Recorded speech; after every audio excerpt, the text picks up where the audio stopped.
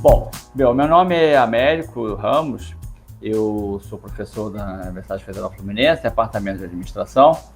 Alguns que vão assistir esse vídeo já me conhecem, tiveram a oportunidade de me conhecer. Eu já ministrei várias disciplinas desde 2012. Desde 2014, uma que eu tradicionalmente eu passo é de métodos e processos, que é uma disciplina de quarto período.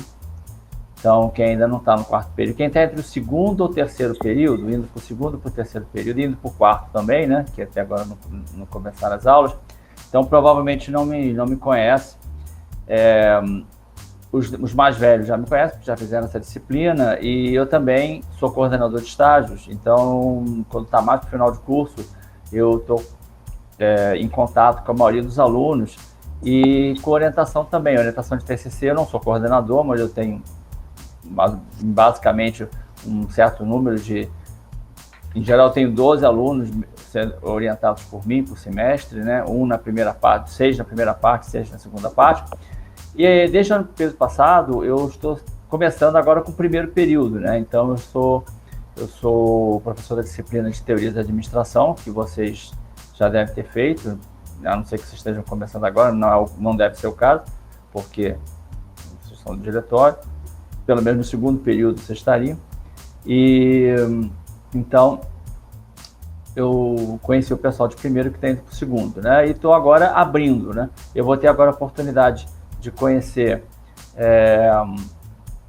os alunos, ter contato com os alunos no seu início, com a disciplina de Teoria da Administração, mais ou menos no meio, com métodos e processos, e mais para o final, com estágio e orientações, participando de bancas e orientando os alunos, né? Eu, além de ser professor desde 2012, na verdade eu sou professor desde bastante tempo, mais especificamente desde 1999, então já tem mais de 20 anos que eu tenho experiência docente direta, tanto em graduação quanto em mestrado. Pós-graduação também, né? Sábado mesmo eu dei uma aula de pós-graduação para o MBA de Marketing aqui da UF. E também de mestrado, estou desde 2000, na Universidade Federal Rural, onde eu faço parte do programa deles de gestão de estratégia, desde 2011. Devo ficar até esse ano. E desde 2018 eu tenho também participado do nosso programa aqui da UF, do programa de pós-graduação em administração.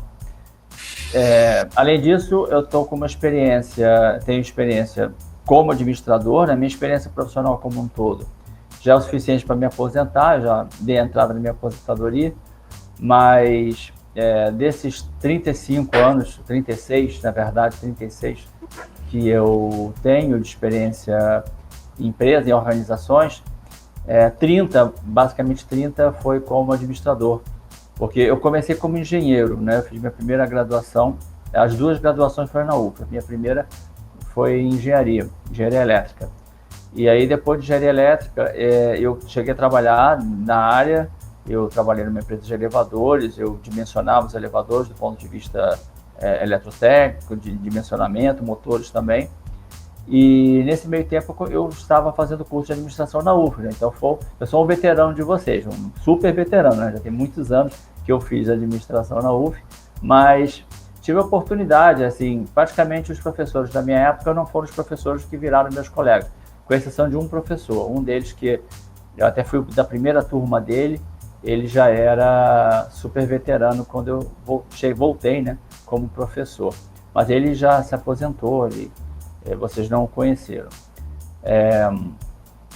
Então, já tenho essa experiência há algum tempo e eu consigo, com isso, unir a experiência profissional, né, como administrador já de 30 anos, com a experiência docente de administração, que consecutivamente já tenho umas 20, e a minha carreira acadêmica como estudante, meu mestrado e meu doutorado foram em administração também. Então, tenho uma vivência, vamos dizer assim, na administração, no mundo das organizações, bom, né? Acredito eu. Essa é uma questão que eu, quando passei a ser professor na UF, né, no Departamento de Administração, para mim foi algo bastante assim, foi um super positivo para mim, algo que eu queria bastante, na medida que eu tive a oportunidade de ir para o outro lado da mesa, né, e poder dar o retorno daquilo que eu tive como aluno. Eu participei como aluno, participei de diretório também, participei como fui monitor, né? Então eu tive uma participação boa como aluno e agora como professor também, já também em coordenação de estágios e atuando no mestrado e atuando em outras áreas. Só não atuo mais não tem como, né? Porque como eu ainda convivo a atividade acadêmica com atividade empresarial, eu não sou dedicação exclusiva, mas minha expectativa é que eu possa vir a sê-lo brevemente e aí minha dedicação vai poder ser maior.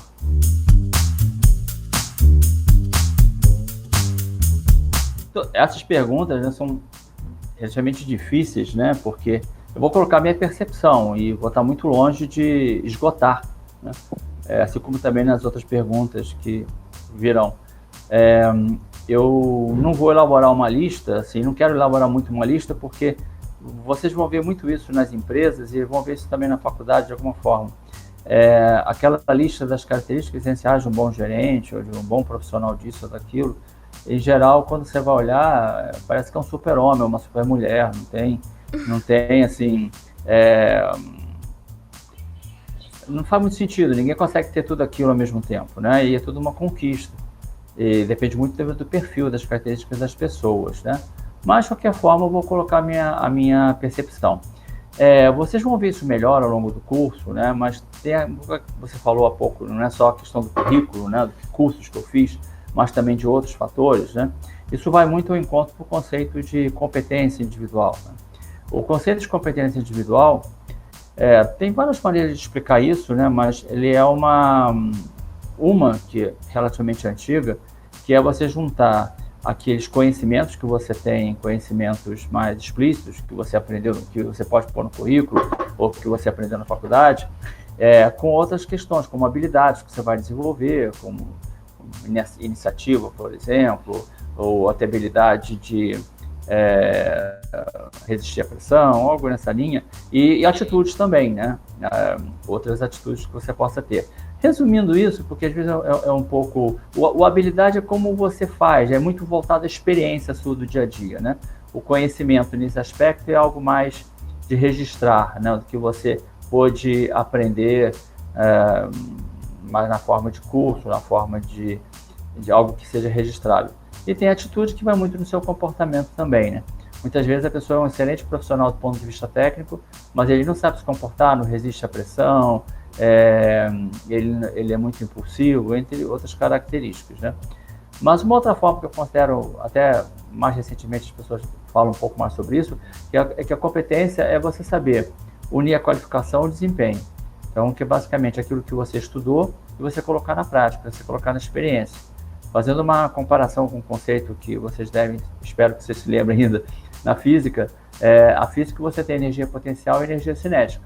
Energia potencial, você, por exemplo, você deixa um caderno em cima de uma mesa, ele acumula energia potencial. Você joga esse caderno no chão, ele vai converter essa energia potencial em energia cinética, ele vai cair, né?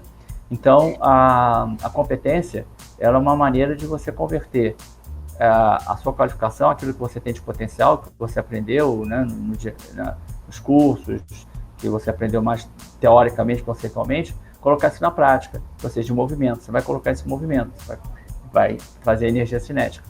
Mas, indo por aí, mais na questão de competências, e fazer alguns comentários em cima disso, né? Então, primeiro, assim, um aspecto que me lembrei, é que o administrador, ele deve ser, digamos, generalista, né? Mas assim, mais eclético, não propriamente generalista. O administrador, ele tem que saber, ele é aplicado à organização. O grande foco de estudo dele é a organização. Então, a organização você vai ter que ver todas as funções. Então, você vai ter aspectos que são de vários campos de conhecimento. O administrador, por isso que no curso de vocês vão ver desde cursos voltados a disciplinas voltadas a ciências humanas, antropologia, sociologia, ciência política, entre outras, filosofia, com outras de caráter mais quantitativo, outros de caráter mais prático. Então, vocês vão ver de tudo um pouco e parece que, para que eu preciso estudar isso tudo? Precisa sim, o administrador precisa ter uma visão bem ampla das questões. É ali, e junto com a visão organizacional, a visão aplicada à organização, que ele vai poder ter um diferencial. Porque senão ele for muito especialista em um determinado ponto, no aspecto quantitativo, ele vai acabar perdendo para o engenheiro.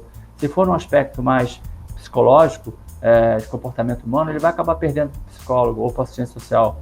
Se ele for para a linha mais da economia das empresas, ele possivelmente vai perder para o economista. Se for na linha de administração de informações, pode ser que ele perca para os sistemas, administração da produção, engenharia da produção. Agora, se ele consegue ver disso tudo um pouco, mas com foco na organização, de forma eclética, e não no generalista no sentido de saber nada de tudo, né? O especialista saberia tudo de nada e o generalista saberia nada de tudo. Mas não é isso. Ele ter essa condição de conhecer todos os fundamentos, claro que ele vai acabar se especializando num ponto ou outro, né? Ele pode ser mais em recursos humanos, mais em marketing, mais em finanças, assim por diante, mas ele precisa ter essa visão integradora, né? Eu sempre procuro falar isso para meus alunos com relação à gestão de processos. Ele tem que, a vantagem dele vai ser em cima do conhecimento que ele tem na organização. E para ele conhecer o que é a organização, ele precisa integrar os conhecimentos. Então, esse é um ponto bastante importante.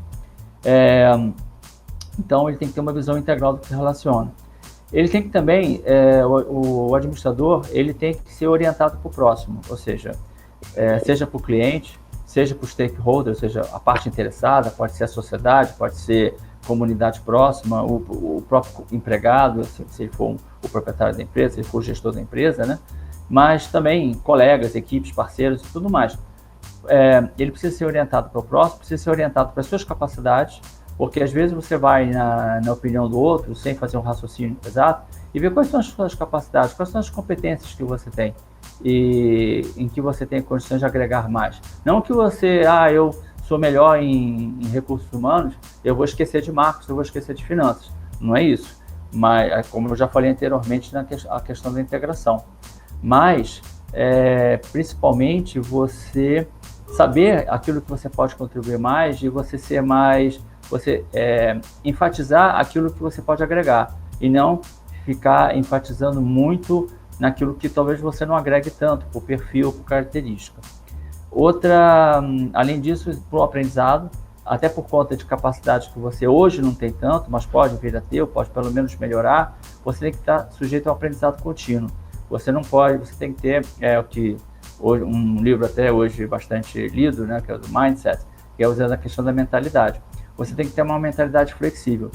Tem pessoas que são extremamente inteligentes, capazes, mas tem a que se chama de mentalidade rígida, ou seja, eu aprendi, eu não preciso aprender mais nada com ninguém, então eu sou bom naquilo. Então, quando vem alguma dificuldade que ele não sabe enfrentar, ele não se habituou a fazer aquela capacidade de aprendizado anterior, então ele acaba se dando mal. Enquanto outros que não têm tanto essa capacidade inicial, eles estão sempre dispostos a aprender, estão sempre dispostos a destacar lições aprendidas de erros ou de experiências, e aí no final das contas ele acaba passando, né? Algo assim mais ou menos como uma tartaruga passar a lebre, né? Que ele conta a velocidade.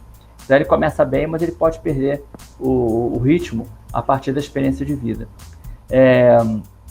Tem que ser também orientado para os resultados, né? Não adianta nada você ser muito conceitual, muito teórico, você vai fazer isso, vai fazer aquilo, se você não entrega, se você não tem resultado. Tem que estar sempre com a preocupação de dar entrega para as pessoas que contratam o seu serviço, seja o seu gerente, seja o proprietário, seja o seu cliente, seja a parte que está precisando do seu serviço, né? Quando eu falo pagar, não necessariamente pagar no sentido de dinheiro, né? Mas no sentido de que ele está pedindo a sua atenção, pedindo a sua contribuição. E ali seus valores, né?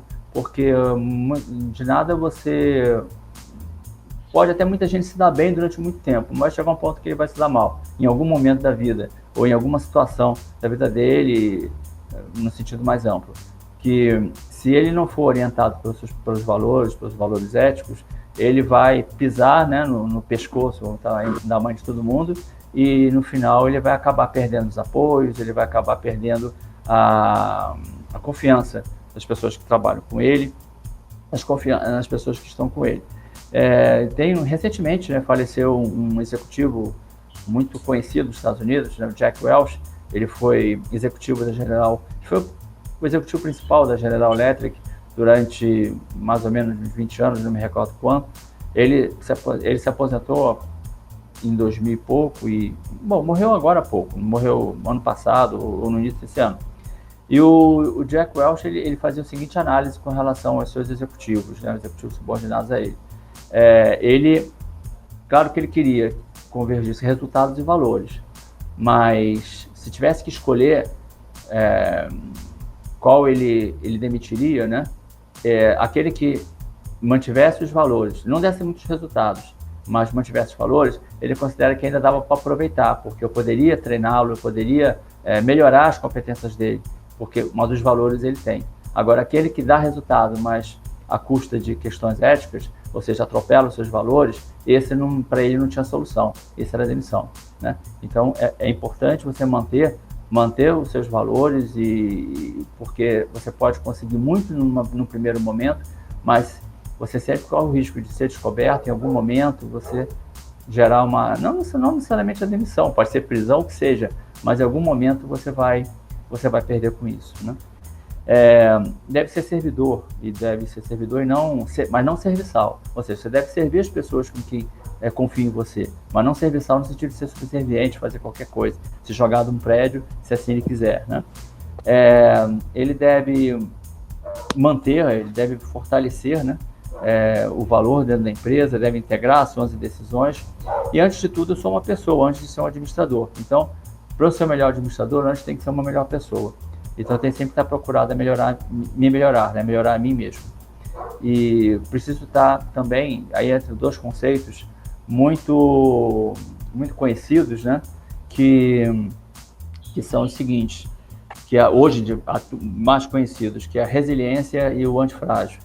A resiliência, né, é justamente você ter a capacidade de lidar com problemas. O administrador vai estar lidando com problemas todo dia. E ele não pode chiar, não pode ficar reclamando a toda hora, né? Não pode ficar superando.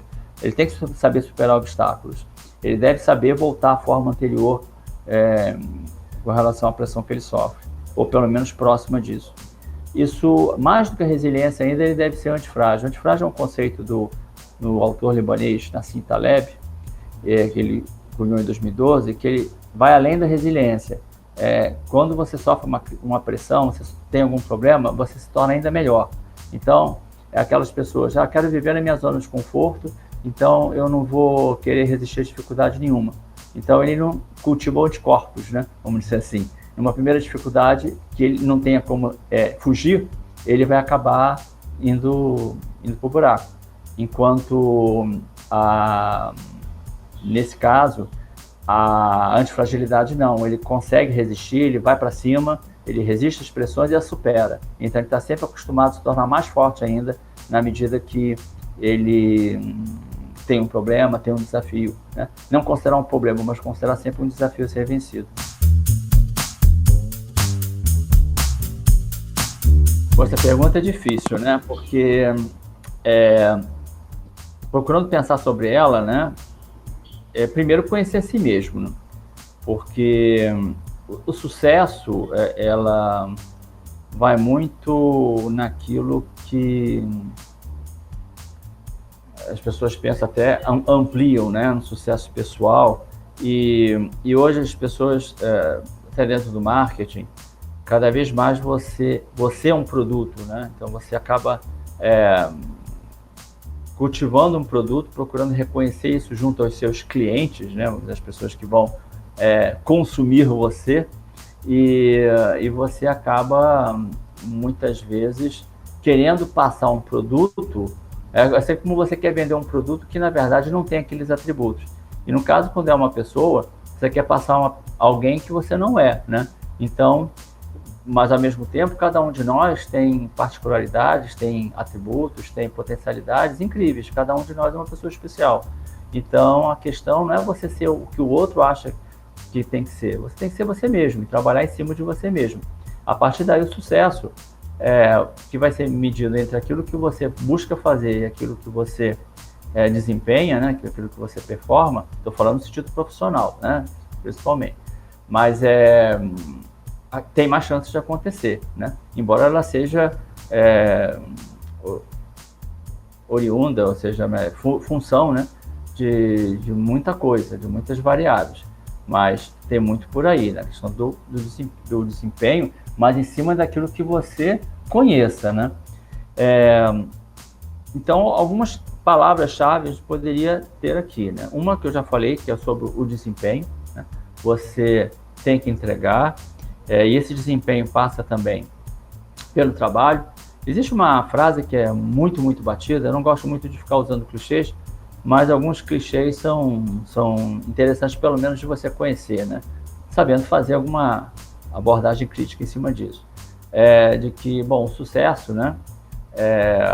O sucesso só vem antes do trabalho no dicionário, né? Ou seja, ST. Na verdade, o sucesso é oriundo do trabalho e da dedicação que você tem, né? Sem dúvida nenhuma. Você, a não ser que você tenha muita sorte, ou seja, protegido de alguma maneira, mas mesmo assim, acho que do ponto de vista mais profundo do que seria um sucesso profissional, não vai condizer muito com a realidade. Imagina você sendo seu pai, ou sua mãe, ela é executiva, é dona de uma grande empresa, e aí você é guindado a ser o futuro presidente, o futuro executivo, independente de estar no conselho, a empresa não se profissionalizou, vamos assim dizer. Você assumiu uma presidência porque seu pai era o principal, é o dono principal, e ele pode te colocar ali. Vai chegar um momento, pode ser até que você consiga construir a competência, né, de fazer. Pode ser um desastre, mas eu nem estou falando do desastre em si. Eu estou falando que você não teve grande esforço, não foi o seu desempenho que te levou até lá. O seu desempenho vai ter que te confirmar, mas pelo menos esse desempenho não te levou a ocupar aquilo. Ao contrário de você estar galgando, né, de executivos a outros profissionais que começaram como estagiários ou até como office boy e subiu para chegar ao principal posto da empresa, né? E certamente também foi em função, de uma forma geral, né, foi em função do desempenho dele. A questão do aprendizado também, né? O sucesso, ele parte de você estar permanentemente aprendendo, você verificar as dificuldades, que eu falei anteriormente na questão da mentalidade fixa e de aprendizado. Se você acha que aprendeu tudo, ou que você sempre tem uma habilidade muito grande, eu sou muito inteligente, eu tenho uma memória muito grande, tenho facilidade com cálculos, etc. Mas se eu não desenvolvo aquela habilidade, você acha que eu vou sempre ser um vencedor, provavelmente eu vou acabar perdendo, ainda mais numa situação empresarial que em geral é muito competitiva. Então eu tenho que estar sempre procurando aprender e melhorar meus conhecimentos. O outro, né, o sucesso também parte do sentido do cuidado. Ou seja, você tem que ter eu até gosto, né, eu recentemente li um texto sobre isso, que em inglês se fala de care, a gente traduz como cuidado, mas é mais do que cuidado, né? O care tem talvez um pouco mais a ver com a caridade, ou seja, você ter a preocupação, gostar, né? Estar, vamos dizer, com carinho, vamos assim dizer, pelas pessoas que você está atendendo, né? Então, não é necessariamente um reconhecimento financeiro, né? Vamos dizer assim, mas ou outro material, mas é o sentido de que aquela pessoa que pediu um serviço para você, seja ela que organização for, que função você for, ela vai ter confiança de pedir para você de novo, porque você tem cuidado ou você tem care, né, naquilo que você executa.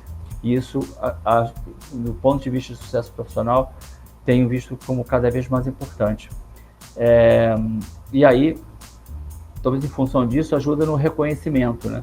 Porque muitas pessoas, e quando eu falo, não falo só dos outros, tá? Eu falo de mim também.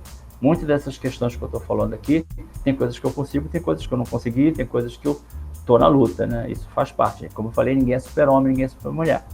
Então, no reconhecimento das partes interessadas, a gente quer ter um reconhecimento, até para poder dizer, poxa, um sucesso profissional. Eu cheguei, fiz uma série dessas coisas que eu falei aqui, e continuo na mesma, eu não progredi na empresa, eu fiquei fazendo as mesmas coisas, né, eu não fui reconhecido, a gente tende a culpar o outro, né?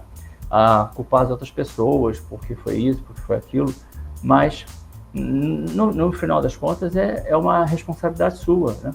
Foi você que criou essa situação de alguma maneira, e você tem, aí volta o conhecimento de si mesmo. Você tem que refletir no que você atuou, né, no que você fez, né? Então, você busca também reconhecimento. Não é reconhecimento no sentido, muitos acabam buscando por isso, eu algumas vezes também, né, a gente acaba cedendo a esse tipo de armadilha de você ser reconhecido por vaidade, né, porque você quer se achar o máximo. Mas não é isso. É você, ao mesmo tempo que você não se deixe levar por essa vaidade, mas ao mesmo tempo você se sentir reconhecido e poder, se é aquela empresa que você escolheu para trabalhar nela, você evoluir nela, ou você evoluir dentro do mercado profissional que você está andando, ou se você montou uma empresa, que você tenha sucesso na sua empresa, né? Eu fiz uma empresa e a empresa só faliram, né, o tempo inteiro. Então alguma coisa eu estou fazendo errado. Eu tenho que buscar, foi um problema de desempenho, de aprendizado, de cuidado, né, de conhecimento de mim mesmo. Eu estou fazendo algo que não tem a ver comigo, né? Questões a pensar, né? Então tem que ter reconhecimento das partes interessadas, dos meus clientes, do meu gerente, né? Se eu estiver trabalhando numa empresa, dos meus colegas, né? E para fechar, né? Bom, duas questões ainda para fechar. O sucesso profissional, assim, aí como sucesso como um todo, mas especificamente como sucesso profissional, não confundir isso com prosperidade ou com felicidade. A felicidade é muito mais do que isso, né? É muito mais do que sucesso profissional. Envolve toda uma questão. Não é que a gente vá separar o pessoal, não gosto de fazer essa separação de pessoal com profissional, mas nesse caso, né, se eu estou focando na questão do profissional em si, eu tenho que tomar cuidado em integrar isso com felicidade, mas a felicidade é mais do que isso, né? A felicidade é uma das grandes perguntas, até do ponto de vista filosófico, né? O que é a felicidade? Mas absolutamente não é isso. E também não é prosperidade, né? Eu posso ser extremamente próspero, mas não necessariamente porque eu tive sucesso profissional. Não que seja uma coisa tão ligada assim, não, né? Ou eu posso ter sucesso profissional e não ser próspero, né? Então, por escolhas que eu fiz, né? Eu vou falar isso melhor mais na frente, mas por escolhas que eu fiz também, né? E ainda sobre sucesso, toda essa questão que eu coloquei, desempenho, aprendizado, cuidado, e assim por diante, conhecimento, autoconhecimento, essas questões são todas equilibradas, né? Eu tenho que seguir um caminho intermediário, não exagerar nem de um lado, nem exagerar de outro, né? Não permitir que eu, à custa de um desempenho intenso, eu sacrifique meu aprendizado, ou de buscar resultados a todo custo, eu sacrifico o cuidado. Então tem que haver um caminho do meio nisso tudo, né?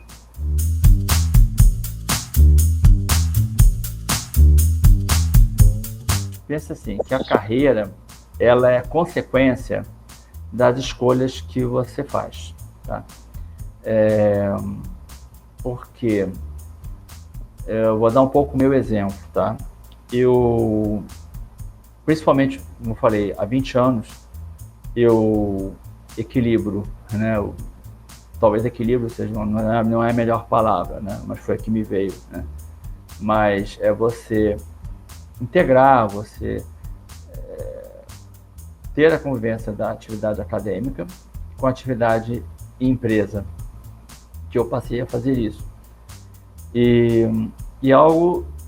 algumas pessoas fazem isso melhor que as outras, obviamente, mas assim, na minha experiência pessoal, eu tive que fazer algumas escolhas. Então, no final das contas, acaba funcionando muito aquilo que você estava mais voltado, estava mais motivado, estava mais... Então, dentro disso, você vai dizer, como vocês viram, estão vendo em matemática, né? Vocês têm uma equação, né? Uma função que seja, e essa função, ela tem, por exemplo, uma função de uma variável que seja. Eu tenho f igual a x, ax ao quadrado mais bx, né? Ou alguma questão dessas. Ou de duas variáveis, ax mais by, que seja. Essas constantes a e b é o quanto que você está enfatizando em cada uma dessas variáveis, que no meu caso aqui, por exemplo, a variável acadêmica, a variável empresarial, né? Então, em cima dessas variáveis, você vai ter uma função resultante. E essa função resultante, você pode, alguns talvez consigam, né? Alguns conseguem, eu conheço pessoas que conseguiram, de certa maneira, pelo menos no âmbito profissional, talvez sacrifique algum outro ponto, mas ser muito bom em tudo, né? Então, no meu caso, em função das escolhas que eu fiz, eu fui melhor em algumas coisas, não fui tão bem em outras, né? Então, essa questão talvez foi uma das mais importantes que eu aprendi, até porque eu estou passando por uma transição de carreira, vou ficar em breve mais diretamente ligado à questão acadêmica, e no que eu aprendi nessa convivência é isso, né? Que essas escolhas determinam um pouco o quanto que você coloca de foco, né? O quanto que você enfatiza de desafio, o quanto que você aplica de competência, o quanto que você aplica de dedicação, e tudo isso vai lhe gerar maior ou menor reconhecimento em cada uma das tarefas ou em cada uma das linhas que você atua. Eu falei aqui em 2 carreiras, né? Mas isso vale também dentro de uma mesma carreira, em determinadas particularidades dessa carreira. Em cima das escolhas que você faz, você vai escolher em que pôr mais foco, em que pôr mais desafio, em que pôr mais competência, em que se dedicar mais. E aí, muitas vezes as pessoas esperam, né? Eu volta e meia me pego nisso, de que, eu tenho que... Por que eu não me dei tão bem numa questão quanto em outra, né? Por que eu não me dei bem tanto numa questão quanto em outra? Quanto, na verdade, isso tem uma razão, né? Não é talvez de tão fácil de explicação, mas tem explicação. É muito em função da escolha que você faz. Então, acho que isso foi uma das questões de maior aprendizado para mim. Se eu voltasse, eu faria de novo? Talvez fizesse muito próximo disso, mas pelo menos eu teria mais, eu acho que eu teria mais consciência de que as escolhas geram consequências e que você não pode, numa visão ingênua, achar que tudo pode ser resolvido da melhor forma possível, aplicando tudo,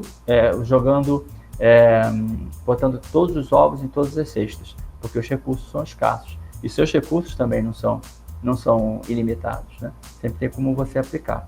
Então, saber dividir isso, saber equilibrar, saber uma relação entre escolhas, recursos e consequências é uma arte que se aprende com o tempo. Alguns aprendem antes do que outros, né? Eu posso dizer até que eu tive talvez um pouco mais de dificuldade, mas outros não, outros talvez nem tanto. Tudo é uma ponderação, né? Outro ponto também importante é você tem que saber mostrar como diz uma das músicas, né? Saber mostrar o seu valor e saber manter, e também manter o relacionamento com as pessoas. O saber mostrar o seu valor é o seguinte, né? Existe uma frase que eu sempre ouvi na minha convivência, na minha atuação em empresa, em que gerentes ou colegas diziam o seguinte, faziam uma comparação com a galinha. A comparação é meio esdrúxula, mas ela acho que vai ao ponto. Que não basta para a galinha botar o ovo, ela tem que cacarejar, né? O que seria isso? Além dela ela tem que entregar o resultado, mas além de entregar o resultado, ela tem que mostrar que ela entregou esse resultado, porque e dependendo se o ambiente for muito competitivo, pode ser muito fácil que esses seus resultados sejam ocultados, né? Cabe a você mostrá-los, não é mostrar no sentido de vaidade, não é mostrar no sentido de querer passar em cima do outro, mas é você mostrar o seu valor, mostrar o que você entrega e qual a sua contribuição para o resultado da sua gerência, o resultado da empresa. Eu estou falando mais no sentido de empregado, mas mesmo que você seja na linha do empresário, também você tem que mostrar para os seus clientes o seu valor, mostrar o que você entrega, né? Mostrar o que você pode resolver os problemas dos clientes, possa dar mais ganhos às suas aspirações, né? Ao que ele deseja, e consequentemente vai demandar, né? E a questão do relacionamento é a seguinte, aí depende muito das pessoas, né? As pessoas talvez mais extrovertidas, elas não têm tanta essa dificuldade, mas às vezes assim, as pessoas mais introvertidas, eu, por exemplo, me coloco às vezes mais como introvertido no dia a dia. Se você não se relaciona muito com as pessoas ou não faz muita questão de fazer isso, você pode ficar isolado, e isso também acaba gerando problemas e consequências lá na parte de mostrar seu valor, né? Porque aí foi uma outra frase parecida, né? De colegas meus, de pessoas que eu conheci e conheço, que eles, em reuniões, em situações, eles falam várias coisas, estão sempre falando. E assim, em cinco frases, 4 são bobagens, né? Mas ele teve uma frase que é uma frase útil, uma frase interessante, e como a pessoa chamou muita atenção, ele acaba sendo bem considerado e tem uma progressão. Já a pessoa introvertida, se ela resolver falar, tudo bem, ela não vai falar as 5 besteiras, mas ela tem que falar uma ou duas questões que ela tem certeza do que está falando e não ficar com medo. Ela tem que falar, até para ela ser reconhecida, porque se ela não falar nada, acaba sendo pior, né? Porque no final fica 1-0 para o falastrão, vamos assim dizer, né? Então, você tem que tomar cuidado e manter contato com as outras pessoas e saber conviver com elas, né? E eu diria até, não é só essa questão do introvertido, né? Agora voltando à questão do extrovertido também. Existe também a parte da amizade, que é o legal, que é talvez o ideal, né? Que as equipes sejam formadas por pessoas amigas, e mesmo numa relação gerencial também haja uma certa amizade, mas é muito de jogo também. Como no jogo do Big Brother, né, ou como outras situações, você deve jogar com ética, mas não pode ser ingênuo de achar que isso não é um jogo. Então, se você bobear, vai ter pessoas que não vão ser tão éticas, e mesmo que não, você vai ter uma situação que na hora de uma questão de sobrevivência, numa situação de querer mostrar seu trabalho, de não mostrar seu trabalho, se você ficar quieto, se você aceitar uma série de coisas, você vai sair perdendo. E não adianta ficar culpando a situação, porque as pessoas não te olham, porque você é injustiçado. A vida corporativa não vai te recompensar por causa disso. A vida corporativa não é justa, tá? Então você tem que mostrar sua justiça. Você tem que mostrar, tem que ter uma certa habilidade nesse jogo, sim. E isso não vai com a faculdade, tá? Não vai ter, até se você fizer disciplina de negociação, isso vai ajudar. Mas em algumas situações de dinâmicas pode ajudar nisso, a desenvolver essa habilidade. Mas o que vai te dizer mesmo é o dia a dia, é a experiência sua, né? A administração e a organização é algo que você aprende muito, totalmente na realidade, né? Ou naquilo que você entende que é o mundo real. Quem vai discutir entra no papo de bar, né, que foi falado há pouco, de você ter uma questão mais filosófica, né? Mas de uma forma menos filosófica, eu diria, é muito na realidade do dia a dia, da experiência que você vivencia. Então isso você vai aprender numa situação dessas. É claro que se você tiver algum conhecimento anterior, algo que você possa ter praticado na universidade, ajuda. Mas o que vai te dizer mesmo é a vida profissional.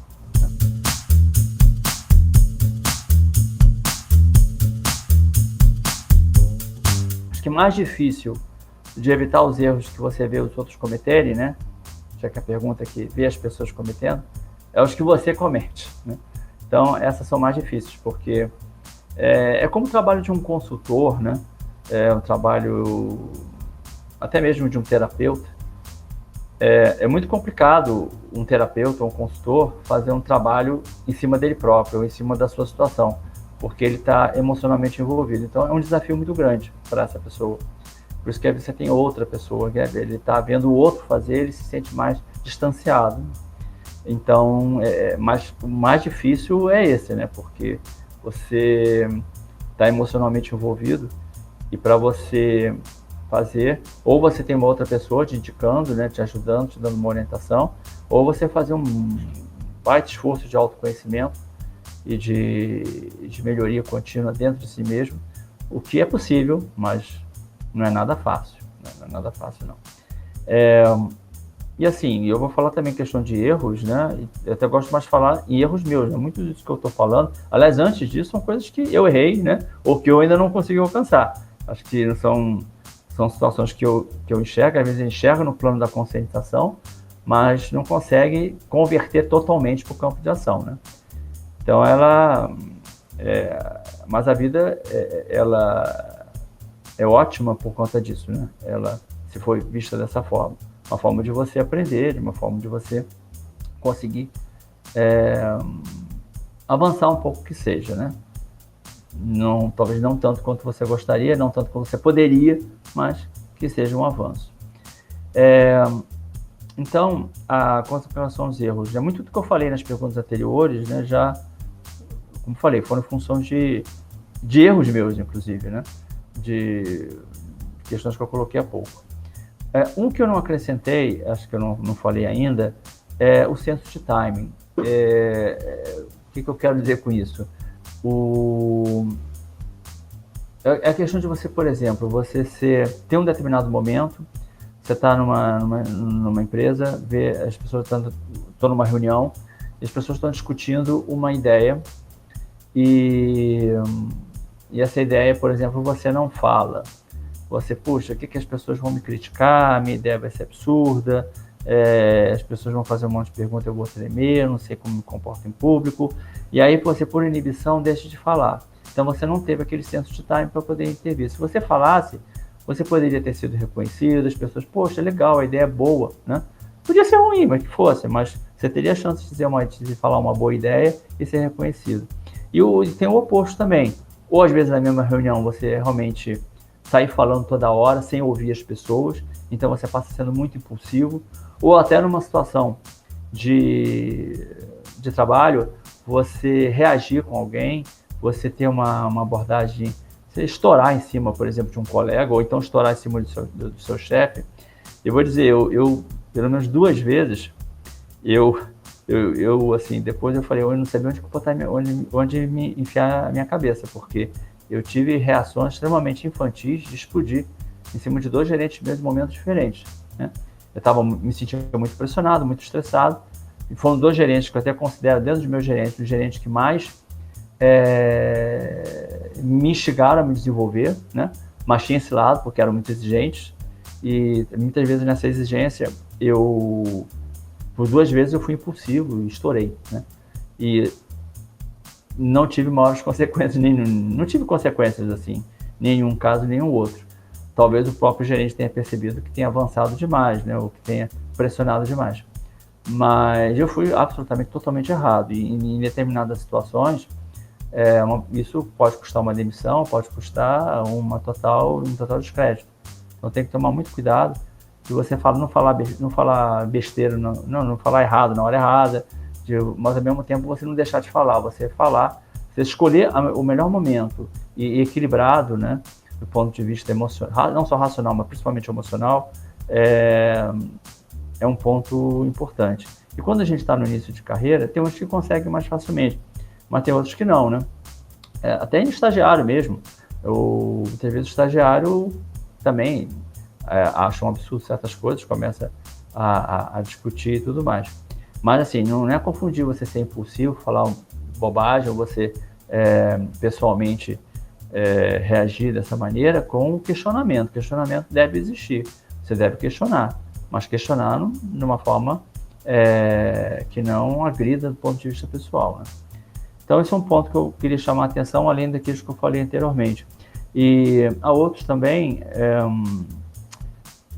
assim, até a questão de você, muitas vezes pode ser mais enérgico, até quando eu falo impulsivo, algumas vezes você tem que ser mais enérgico, você tem que mostrar, né, não sentir, porque tem relações, às vezes de gerente para gerenciado, ou entre colegas, que seja, que é uma relação muito, assim, até chega ao assédio moral propriamente dito, né, mas chega até ao assédio moral, mas então as pessoas têm que se colocar também, né.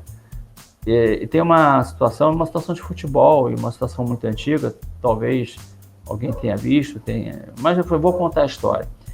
Na Copa que o Brasil ganhou, a seleção brasileira, né, de futebol, ganhou em 1970. Um dos jogos mais difíceis da seleção brasileira foi contra a seleção da Inglaterra. E estava 0-0, e numa bola, um atacante inglês, acho que o Lee, se eu não me engano, ele foi com tudo para cima do goleiro, que era o Félix, e machucou o Félix. Né? Ele machucou o Félix, né? Machucou feio, podia ter machucado ele feio mesmo. E não sei se foi o Fred ou foi numa outra falta que ele fez. Ele estava fazendo faltas muito violentas. E aí, o que fez o lateral direito da seleção, Carlos Alberto, até morreu recentemente também. O Carlos Alberto, ele é aquele jogador que ele fez uma falta violenta também nele, mas fez sabendo fazer a falta, né? Ou seja, o juiz não viu, ninguém viu, e era para ter sido expulso, mas ele fez no sentido de que, olha, cara, não faz muito em cima não, que eu também a gente faz em você. E ele nunca mais, ele não fez mais aquelas faltas e pegou mais leve, né? E com isso, vamos dizer que o Brasil ganhou um pouco o jogo muito por ali também. Não estou dizendo com isso que as pessoas têm que ficar fazendo falta. O ideal é não fazer, né? Lógico, né? O ideal é você não fazer, não entrar em questões não de acordo com as regras do jogo. Mas o que eu quero dizer, fazendo uma contrapartida, é que a pessoa deve também ser assertiva, tá? Ou seja, deve saber assertiva no momento certo. E isso, novamente, é a experiência e a vida que vai dizer. Mas não pode se intimidar. Essa aqui é a principal questão. Se você se intimida, você perde referência, você perde reconhecimento, você perde espaço dentro do negócio, perde espaço dentro da corporação, né? O outro erro, né, muito comum é a displicência, em diferentes graus. Muitas vezes a gente está com tanta coisa para fazer que você sabe em que botar menos esforço e em que botar mais esforço. Isso é natural, vai muito das metas que você tem. Se você tem uma meta que é mais importante que a outra, você vai botar mais esforço naquela meta. Mas o problema é que você tem que ter um mínimo de padrão de qualidade no que você faz. Se você deixar as coisas para lá, porque você acha que nunca vai ser criticado, tá bom, deixa para lá, é porque ninguém está querendo cobrar, né? Mas numa situação de cobrança, numa situação que as pessoas vão cobrar e da sua própria reputação, se você vacila em algum momento, isso pode gerar grandes problemas para você. E eu já vivenciei isso. Teve situações que eu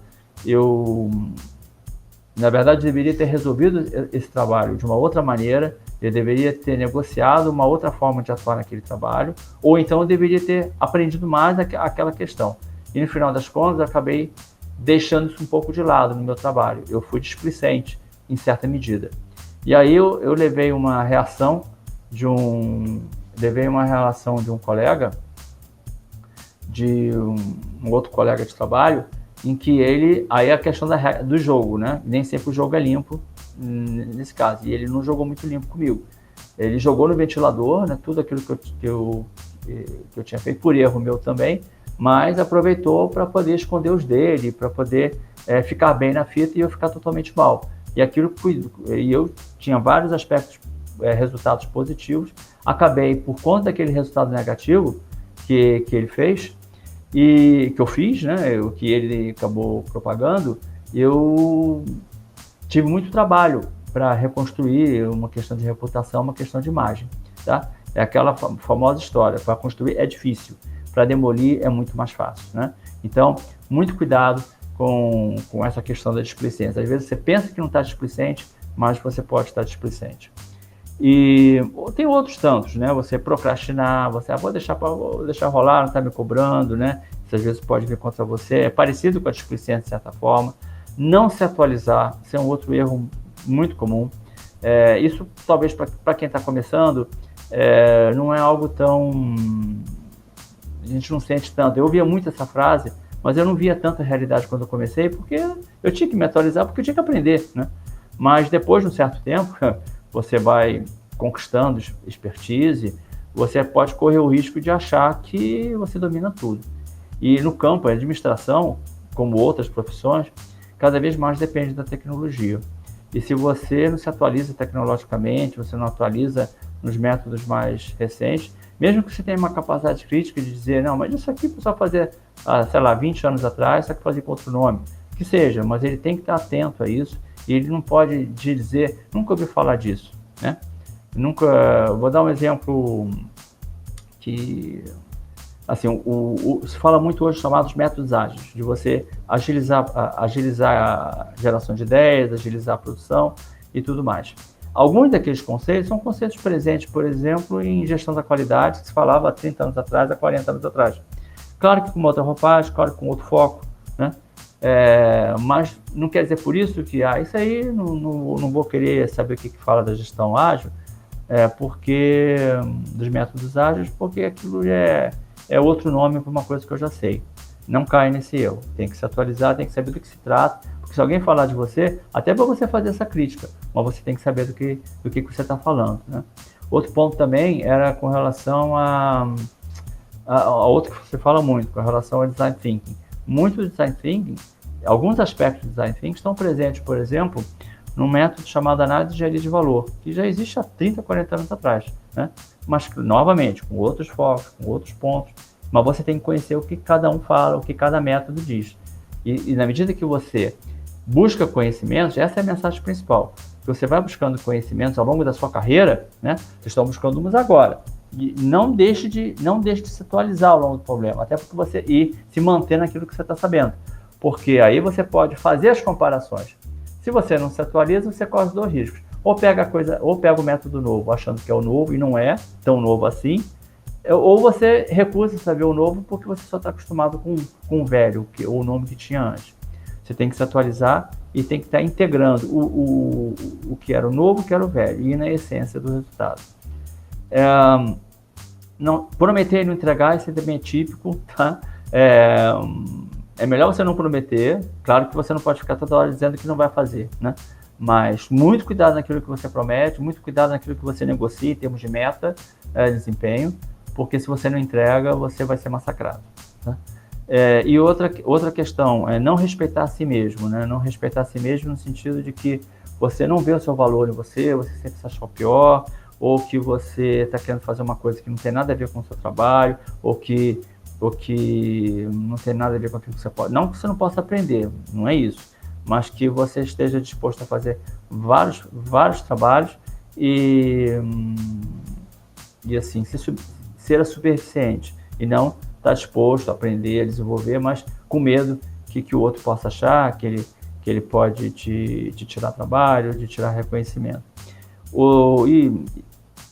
E também, outra questão, não ser teimoso, né? Você não insistir numa ideia em que você tem que se questionar, você tem que ver que pode a outra ideia ser melhor, e muitas vezes ou na maioria das vezes mas ao mesmo tempo não aceitar sem questionar, aquela questão de você questionar sempre.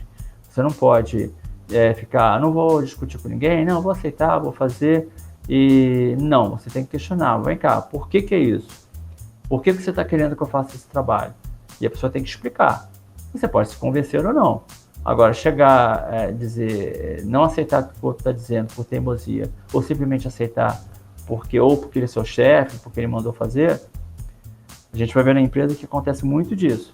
Mas saber questionar também, mas minimamente um questionamento é importante, é necessário, e isso também vai te fazer crescer profissionalmente. Se não no curto prazo, eventualmente, no médio e longo prazo, certamente. Ou seja, e finalmente, você nem ser otimista demais, né? Nem ser achar que está tudo bem, está tudo maravilhoso, e também nem ser pessimista demais, né? Esse é um outro erro, você tentar, dentro do possível, ficar dentro de uma certa realidade.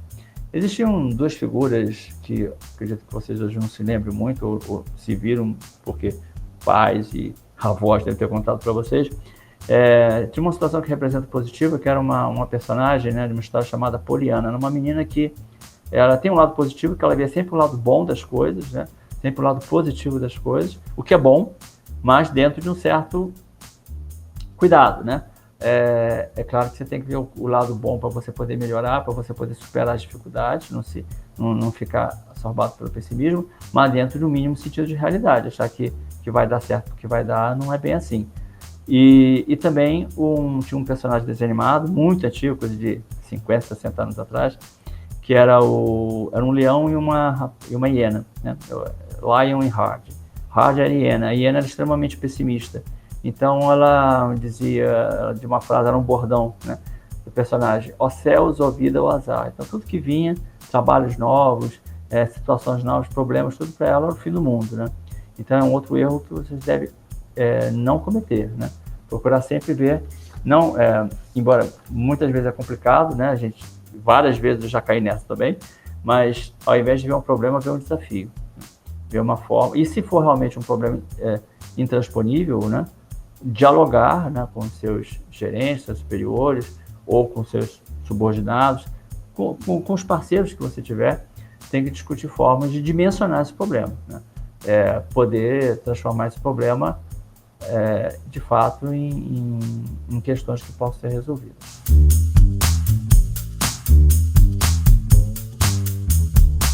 Bem, antes, né, aí vamos pelo lado acadêmico da questão, né?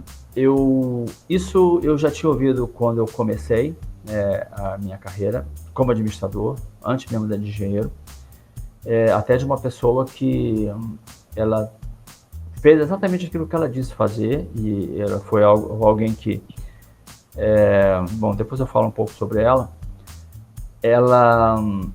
O que ela dizia? Trabalhe um pouco na organização, em organizações, antes de seguir uma carreira acadêmica em administração, tá?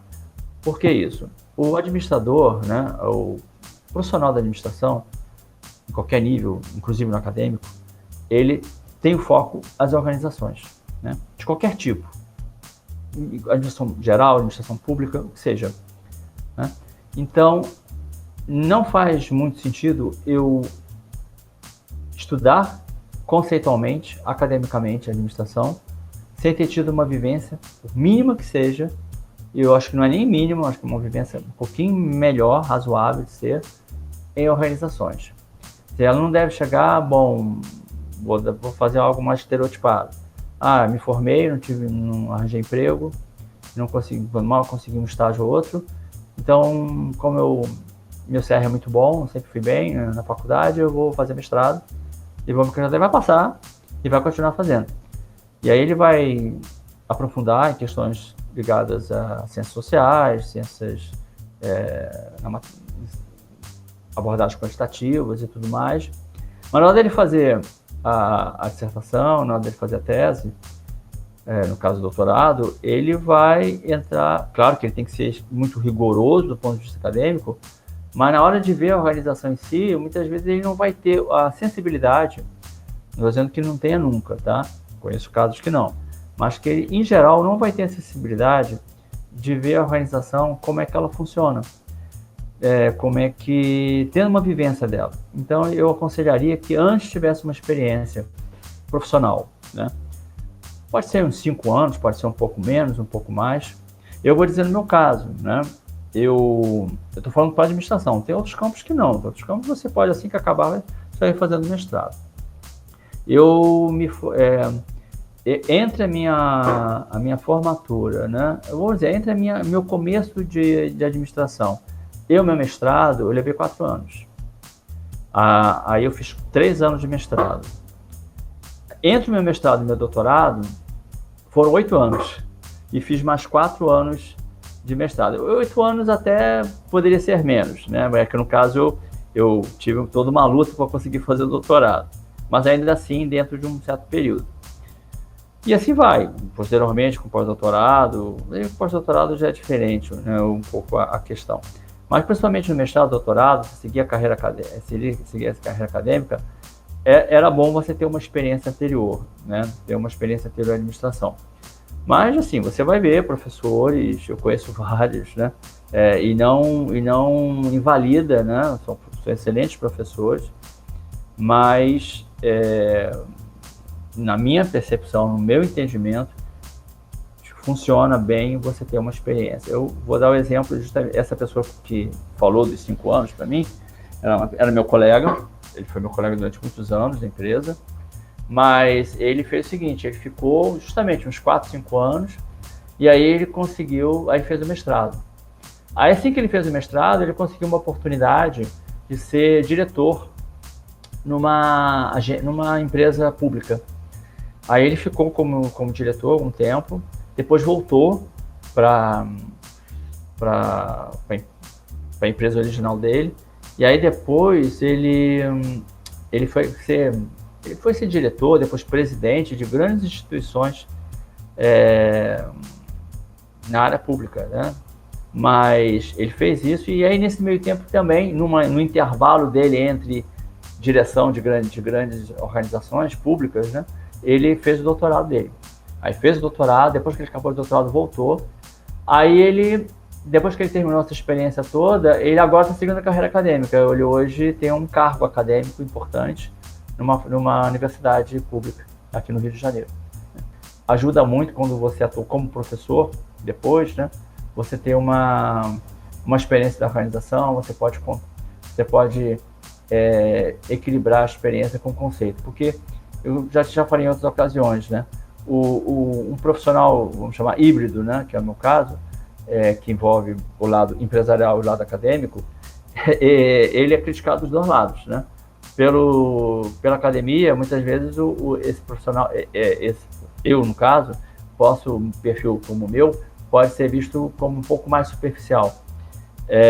Enquanto para as empresas eu sou visto como excessivamente teórico e conceitual, né? Então eu posso ser criticado dos dois lados, mas ao mesmo tempo eu posso ser elogiado dos dois lados, ou seja, eu posso levar para a empresa conceitos, né? E posso dinamizar esses conceitos dentro da empresa. E ao mesmo tempo, no âmbito da academia, eu posso trazer também a realidade das empresas em algo que aquele que teve uma experiência predominantemente acadêmica vai achar ótimo, porque vai acrescentar, vai complementar a proficiência que ele tem do lado acadêmico, que é muito boa, né? Então, assim, para começar, acho que teria que ser isso. Outra questão também, para quem vai para o lado acadêmico, coloque sempre como, naquilo que você estiver estudando, na sua dissertação de mestrado, no seu TCC, na sua tese, você sempre se colocar no lugar daquele que você está estudando, né? Se você está estudando empregados de uma empresa, coloque-se no lugar dela. Se você está estudando um cliente, coloque-se no lugar do cliente. Se você está colocando em qualquer parte interessada, coloque-se na parte interessada. Se você está estudando administração pública, por exemplo, coloque no lugar do cidadão ou não coloque no lugar do funcionário público, né? Então, ou seja, de forma quando você está desenvolvendo a pesquisa, você sabe do que você está tratando, minimamente. Claro que você vai ver a sua percepção, ela interfere, mas consiga se colocar no lugar dessas pessoas que você está pesquisando também. E, enfim, eu acho que tem que ter experiência, entendo que tem que ter experiência, tem que ter a visão da realidade. Eu não sou um idealista puro, né? Aí é uma certa dualidade que tem na questão do conhecimento, filosofia, que é entre o idealismo e o realismo, né? Bom, as pessoas que são mais versadas nesses conceitos podem achar que posso eventualmente estar falando alguma bobagem, mas, de uma certa maneira, tem aquelas pessoas extremamente idealistas entende que o conhecimento todo se opera na mente humana. E aí você, a partir das ideias, tudo vai se subordinar a ela.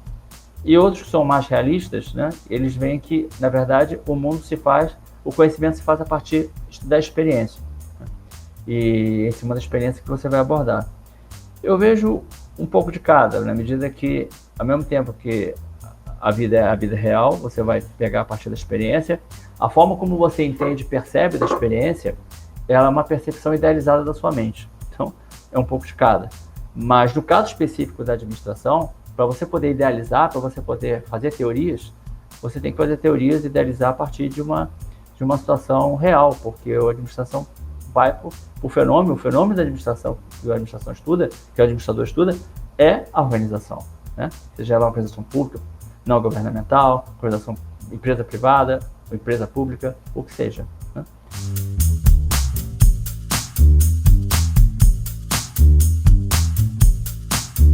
Eu entendo que é um pouco diferente da questão acadêmica, né? Por isso que, ou de outras perguntas também, mas porque eu queria reproduzir o que eu digo para orientandos meus de graduação ou de mestrado, doutorado. Doutorado não, doutorado nunca tive orientado, eu já fiz banca, mas vamos dizer, mestrado, orientando de mestrado, orientando de graduação. De especialização também, né? Da pós-graduação lato sensu. Eu acho que aplicaria aqui, né? Que é uma arte, né? Você saber o que você vai escolher, qual a pós-graduação, qual a especialização que você quer atuar, né? Ou qual a empresa que quer abrir, etc. É você também, o que eu falo para você na hora de escolher um tema, uma monografia, é você unir o útil ao viável ao agradável. Quanto ao agradável, não é necessariamente o que você gosta hoje. O que acontece? Muitas vezes as pessoas não gostam, os alunos não gostam de finanças, alunos de graduação não gostam de finanças, porque, por exemplo, vai envolver muita matemática. E ele, às vezes, não teve boas aulas de matemática, desde o nível médio, anterior a isso, sempre claudicou e não foi muito feliz com a convivência dela com a matemática, então ela não vai conseguir entender finanças direito, vai achar que nunca vai fazer isso. Mas se ela puder desenvolver essa habilidade, começar a vencer essas dificuldades, pode ser que ela goste muito de finanças, pode ser que ela se descubra fazendo finanças, e não foi porque ela teve uma experiência anterior ruim, né? Então, não necessariamente agradável é o que é agradável hoje para você. É você ter a abertura necessária para saber aquilo que você verifica de bom e de positivo, de potencial para você, e o que pode ser realmente restritivo, né? Então você unir essa questão do agradável, de algo que você goste, e não para agora, mas para o futuro, que você tem a opção de você se dedicar, de você ter prazer em fazer aquilo, com relação ao útil, né? Ou seja, ela deve dar algum retorno, principalmente num curso de pós-graduação, por exemplo, ou se você vai empreender, você vai gastar dinheiro, você vai investir em capital, né? Vai pagar mensalidade ou vai ter um capital mínimo para você investir, né, nessa empresa. Então você tem que ter algum retorno disso, né? Você não vai querer isso para ter prejuízo. Você vai pagar um curso para depois dizer que esse curso não rendeu nada para você, né? Descobrir que não tem nada a ver. E deve ser viável também, em termos de recursos que você vai despender, tempo, né? Dinheiro, conhecimento, disciplina, né? Que você vai fazer uma pós-graduação, você tem que ter disciplina, bastante disciplina, porque muitas vezes na maior parte das vezes, você vai conviver, a não ser que tenha alguém para pagar para você, mas senão você vai conviver com trabalho, né? Você vai estar trabalhando, às vezes a semana inteira, e vai no sábado fazer um curso de pós-graduação. Ou então, trabalha no dia e à noite, 2 vezes por semana, 3 vezes por semana, à noite, você vai fazer a sua pós-graduação. Então, você tem que ter muita disciplina, até porque, novamente, você está pagando por isso, né? Agora, e você deve conhecer, aquilo que eu falei lá atrás, conhecer muito a si mesmo, não é fácil. Você vai perguntar, você conhece a si mesmo, Américo? Ou assim, não como eu gostaria, né? Mas eu estou nesse caminho, né? Acho que é um caminho de vida. E fazer uma avaliação, vocês vão ver em processo decisório, que é lá pelo 7º período, chama de avaliação multicritério. Ou seja, você levar em consideração diversos fatores e ver a importância relativa de cada uma delas. E aí vai variar carreira, recursos, dinheiro, mercado, atração por aquilo que você gosta e assim por diante. E também a questão emocional, né? Aquilo que você se sente propenso a fazer, se sente motivado a estudar. Mas colocar isso minimamente no papel, né? Que não seja uma avaliação multicritério, que envolve um pouco mais de desenvolvimento, mas dá peso, já coloca assim, são 5 fatores que eu devo levar em consideração. Nesses 5 fatores, dá peso para eles e obviamente multiplica o peso pelo grau de importância, pelo quanto que você avalia de cada fator para você, né? Para quem jogou, ou então faz algo parecido com quem já jogou Super Trunfo, né? No joguinho de cartinha, que você tinha uma carta que tinha mais pontos que outra no critério e no outro, pode fazer um pouquinho nessa linha também. Mas saber operar com critérios, né? Aqueles que forem ver esse vídeo, que já estão mais no final do curso, que já viram o processo decisório, podem aplicar também o que viram na disciplina, né? Alguns até comigo, que eu já fui professor dessa disciplina não tem muito tempo. Saber, né? Qual é e o que você quer fazer, né? Se bem que isso é muito relativo, né? Mas eu queria acrescentar uma questão que você pode, numa empresa, né, ou numa organização, num negócio, você pode estar mais propenso a criar, né, você gerar ideias, gerar negócios, criar empresas, né? Você pode estar, como na maior parte das vezes você acaba ficando, que você vai manter as empresas, você vai administrá-las, você vai cuidar que essas empresas permaneçam sadias, eficazes, sustentáveis, né? Ou se você quer transformar, você quer, isso aqui está com essa ideia, mas eu posso transformar, criar um novo mercado, desenvolver um novo mercado, desenvolver um novo produto, ou está tudo sair da zona de conforto, eu poder melhorar a minha performance, né? Então, você com isso pode ou combinar as 3, né? mas ainda assim você pode ser mais propenso a criar, simplesmente você lançar uma ideia, ou você mantê-la, você sustentar um negócio, sustentar o que você trabalha, ou transformá-la continuamente, né? Isso vai ao encontro de até vamos chamar de mitologia hindu, né? Em que você tem uma grande figura, que é a figura divina, mas ela é expressa em 3 partes. São 3 deuses, vamos dizer assim, que são basicamente manifestações desse Deus maior deles, que é Brahma, Vishnu e Shiva. O Brahma, ele é o criador do universo. O Vishnu é o responsável por sustentar o universo, mantê-lo como está, preservá-lo, melhor dizendo. E o Shiva é aquele que está sempre transformando, e muitas vezes precisa destruir para poder construir de novo, né? E a gente está sempre renovando, vamos assim dizer, renovando o universo, renovando as ideias, renovando tudo que está sendo feito. E aí você pode escolher que Deus você quer ser, ou que Deus você quer cultuar, vamos assim dizer, né? Estou falando do ponto de vista mitológico, tá? Em respeito às crenças de todos aqui. Mas você quer ser mais Brahma, você quer ir mais pelo Brahma, quer ir mais pelo... que não é a cerveja, tá? Ir mais pelo Brahma, quer ir mais pelo Vishnu ou quer ir mais pelo Shiva? Você quer mais de criar, quer mais de manter, quer mais de transformar? Ou quer um pouco de cada? Ou você quer saber integrar os 3 e conquistar essa tripla manifestação? Depende de você e depende, antes de mais nada, você conhecer a si mesmo e estudar cada vez mais.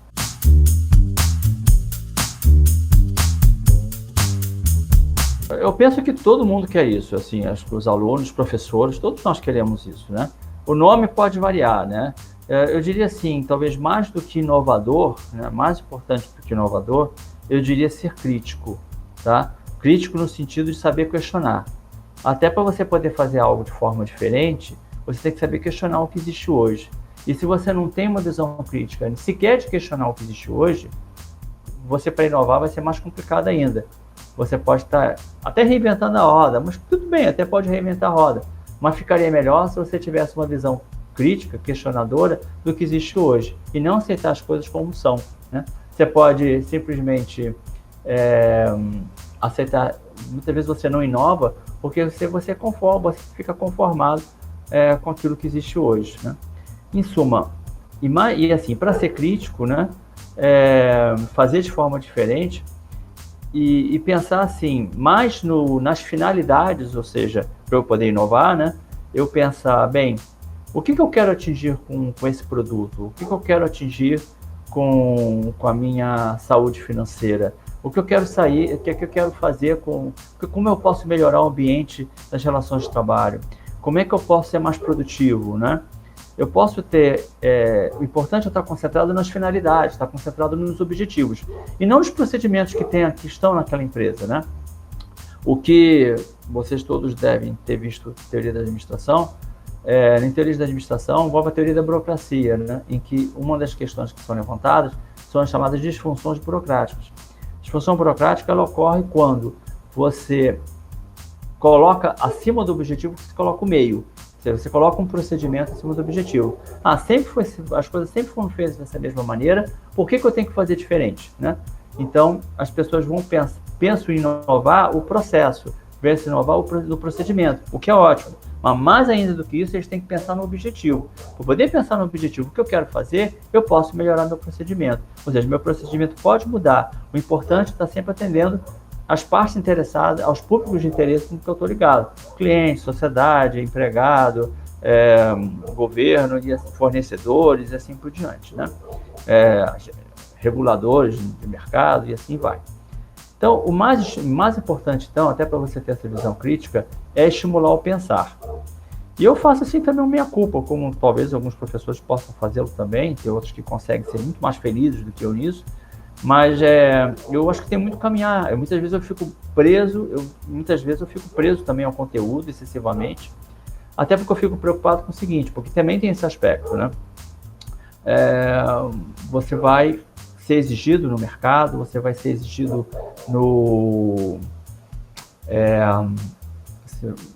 você vai ser exigido no mercado e vai ser exigido também, você quer fazer um concurso, por exemplo, vou fazer um concurso para a UF, vou fazer um concurso um processo seletivo para uma empresa estatal, ou eu vou fazer uma dinâmica, que às vezes tem um determinado lado que é um concurso de conhecimentos, tem uma parte de conhecimentos, e algumas questões é o que está lá no conteúdo da ementa, no conteúdo da disciplina, do próprio plano da administração, do que tem no conteúdo da administração. Então, algumas coisas você não pode deixar de dizer, pelo menos em algum momento, dizer, olha, gente, existe na administração, como a gente conhece hoje, no desenvolvimento, existe um cara que se chamava Taylor, que fez isso, aquilo, tem um Altomai que fez não sei o quê, e que mais adiante teve outros pensadores. Minimamente saber o que ele faz e como é que ele se insere no contexto, né? Agora, é claro que não precisa ser somente isso, muito pelo contrário. Caminhar, né, nesse sentido de você ser mais... ir mais no conteúdo, na essência, né, daquele conhecimento, e buscar mais trabalhar com problemas a serem resolvidos, ou desafios a serem superados, mas, em paralelo, tem que ser realmente, de alguma forma, ser dado esse conteúdo, porque sem esse conteúdo você não tem muito como reinventar a roda, mas pelo menos na sua essência, né? De qualquer forma, outra questão, né? A tecnologia está vindo para ficar, né? A pandemia está mostrando isso, está possibilitando, inclusive, não que isso não pudesse ser feito antes da pandemia, né? Todos os recursos para isso. Mas, vamos dizer, deu a oportunidade de eu poder estar dando essa entrevista aqui online, né? E fazendo dessa forma, acho que gerou um contexto para tal. E não vai voltar, quando a gente voltar, se espera tão logo possível, mas não vai voltar do mesmo jeito, né? É um fenômeno que tem na física, que é o fenômeno da esterese, né? Só de engenharia, que fez engenharia, conhece melhor esse centro de materiais, que é a tendência de um sistema de conservar suas propriedades, ou ainda, vamos dizer, de preservar uma deformação efetuada por um estímulo, ou seja, houve o estímulo da pandemia. Então, as pessoas passaram a procurar mais as lives, né, as aulas online, situações de você estar transmitindo ao vivo, do que transmissões presenciais, por uma necessidade. Mas ainda assim, quando voltar ao normal, muito provavelmente por esterese, ou seja, houve uma deformação positiva, no caso, pode ser positiva também, no sistema, em que, será que eu tenho que tudo ser presencial? Será que algumas questões eu não posso fazer dessa forma, como a gente está fazendo aqui? Só que isso também envolve mudanças procedimentais e é todo um processo, né? Há muitas barreiras realmente, sejam procedimentais, como já falei, ou barreiras também sociais, porque também nem tudo pode ser feito dessa forma, né? Tem questões do lado presencial que são fundamentais de serem resolvidas, a presença de cada um, né? O contato, professor e o aluno com o aluno, né? Isso é pessoal, mesmo que você esteja me vendo, a minha expressão, não é a mesma coisa de estar me vendo pessoalmente, poder interagir pessoalmente, né? Eu tenho, assim, refletido que realmente a gente deve usar mais a sala de aula justamente para discussão, para orientação, para uma visão mais crítica, que até ajuda nessa parte da orientação, né? Da inovação. Agora, para isso, né, você tem que ter toda essa parte mais de conteúdo, que é importante também, que é aquele conhecimento, que é um conhecimento mais explícito, então você pode realmente fazer isso por videoaulas, você pode fazer por textos de apoio, né? Pode ter isso como base e deixar as aulas basicamente para discussão, né? Só que exigiria também, né, acho que algumas questões. Exigiria, obviamente, o preparo do professor, sem dúvida nenhuma. Ele tem que se preparar, eu tenho que me preparar também. A disposição para conduzir a resolução de problemas, para fazer orientação, melhorar nisso, né, sempre. Tem que também ter a disposição do aluno, né, de ir pelo lado também do aluno estar disposto, ele estar preparado, ele não pode chegar para uma aula, vem cá, vocês leram o texto tal, vocês trabalharam com o conteúdo que eu passei, fizeram uma leitura prévia? Não li nada. E aí você vai fazer uma discussão com o quê? Pode até fazer uma excelente discussão, mas não será tão rica como se você tivesse uma discussão prévia. Seria muito mais produtiva. E muitas vezes, né, a gente sabe que a gente pede um material prévio e nem sempre é lido. Não estou dizendo que é culpa de um ou de outro, estou dizendo o que efetivamente pode acontecer. E essa disposição parte também do professor. O professor também tem que ler, tem que preparar, tem que conduzir a discussão. E também algo que atrapalha um pouco essa linha é o número grande de alunos, né? Que você pode, por exemplo, eu vou pegar uma turma de teoria da administração, essa que vem agora, vai juntar 2 turmas, e eu vou ter 60 alunos. Então, para fazer uma aula de orientação, de discussão em cima com 60 alunos, não vou ter a mesma facilidade que eu tenho como a que eu tive na aula de sábado com 15, 16 alunos. É bem diferente, né? Então, isso exige uma divisão de grupos, por exemplo. Olha, eu posso fazer um revezamento de grupos dentro do período de aula presencial, por exemplo, fazer dessa forma. Só que isso, assim, em termos do cânone universitário, dos procedimentos universitários, isso ainda pode ser muito chocante, né? Ainda tem todo um trabalho a ser feito nesse sentido, né? Pode ser feita uma discussão desse tipo no grande número de alunos? Pode, mas eu acredito que fica um pouco prejudicado, né? E aí gera algumas que diminui um pouco a potencialidade do pensamento crítico. E, novamente, não quer dizer que não possa ser feito. Há professores que conseguem fazer e nas quais admiro bastante que façam. Estou na luta, estou no trabalho para conseguir isso também. E tem um aspecto que eu acho que eu tentei mencionar um pouco antes, mas acho que eu não fui explícito o suficiente com relação a isso, né? Poder trabalhar assim, aí eu estou falando mais da questão de ensino virtual, né? Mas que é a questão também de ter todo mundo ter os recursos necessários que nem todos têm, né? Isso é um ponto a considerar. Mas isso dá para fazer tudo presencialmente, você ajudar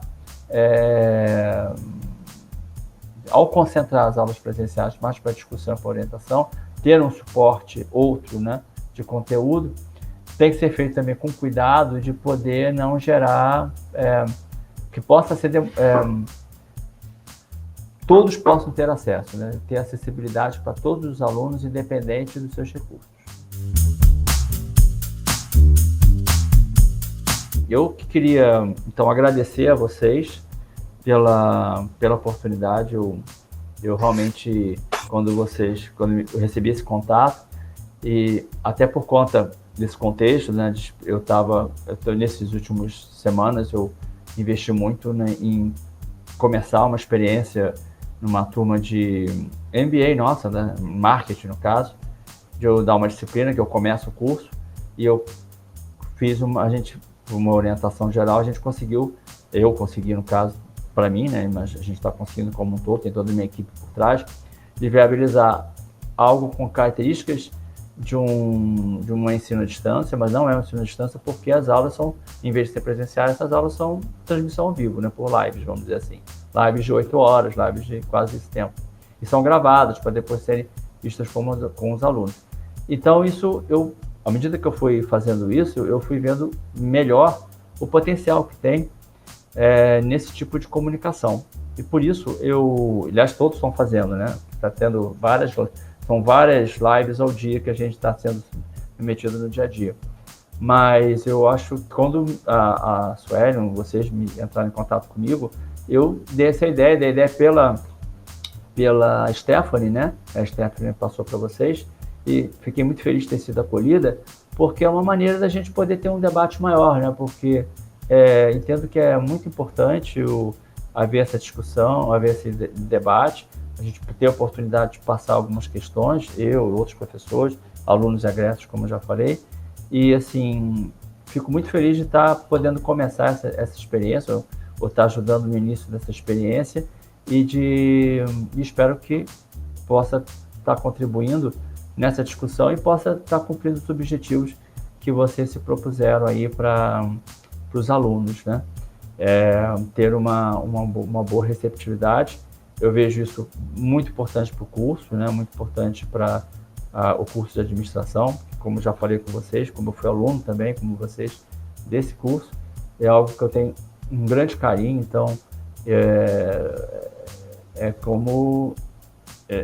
minha casa também, então não quero que falou mal do curso, falou mal de mim mesmo, falou mal de todos. Eu não quero, pelo contrário, eu quero que o curso seja cada vez melhor, no que eu tiver ao meu alcance para poder melhorar, para poder contribuir, assim eu farei.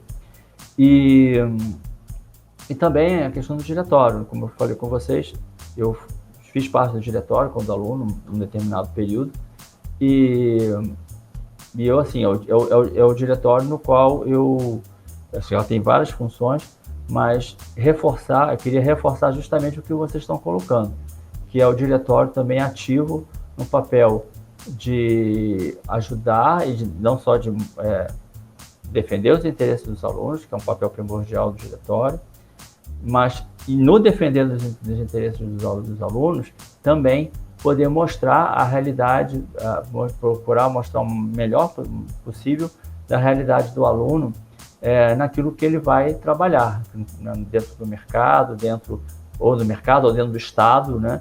Se for administração pública.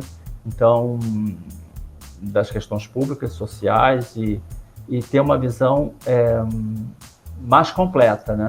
Não é simplesmente uma visão de mercado, não é simplesmente uma visão exclusivamente pública, mas você tem uma visão do todo, né? Você, mesmo sendo administrador público, compreender os movimentos do mercado e você ser um administrador de uma área de mercado, você poder ter uma visão social, uma visão de sociedade, uma visão de Estado, né? Saber que essas questões, elas se complementam e não se anulam, não se deveriam anular, embora na prática a gente vê uma série de problemas por conta disso tudo. Tá? Então, muito obrigado realmente pela oportunidade. Tá? Um abraço e muito obrigado.